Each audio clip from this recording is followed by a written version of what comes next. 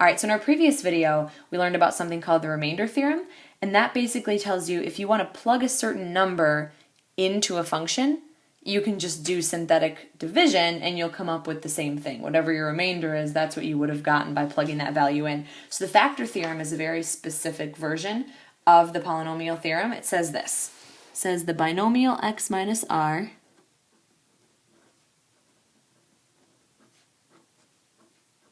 so it could be like x plus 2 or x minus 4 or whatever.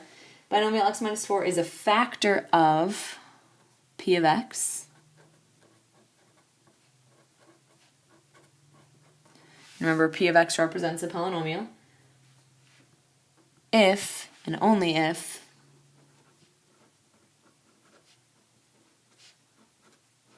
p of r equals 0. Okay, so this means kind of a couple things. X minus r is a factor of p of x if and only if p of r equals 0. So remember from the remainder theorem, if I plug r in, I should get a remainder of 0. That means if I divide x minus r out, I get a remainder of 0. That means it's a factor. Picture if you divided 3 is a factor of 9. If you divided 3 by 9, it would factor out evenly and the remainder would be 0. Okay, so this comes from the remainder theorem.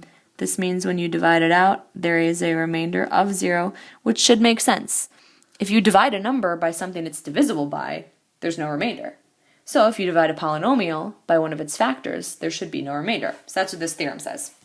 So let's see it in action, just with one quick example here.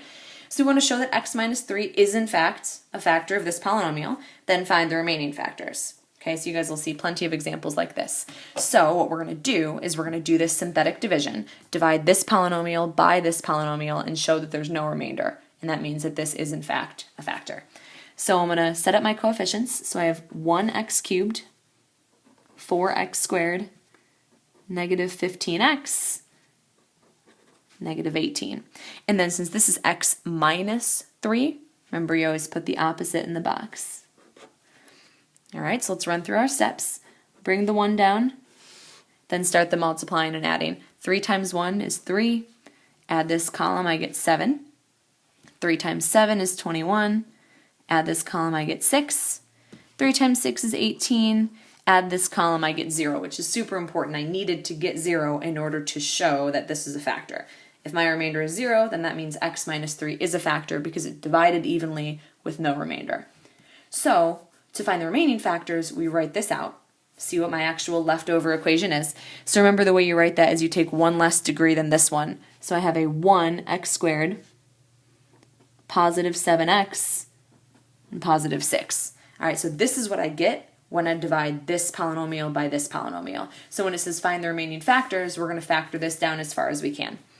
Okay, so I'm going to assume that this can factor down to x times x.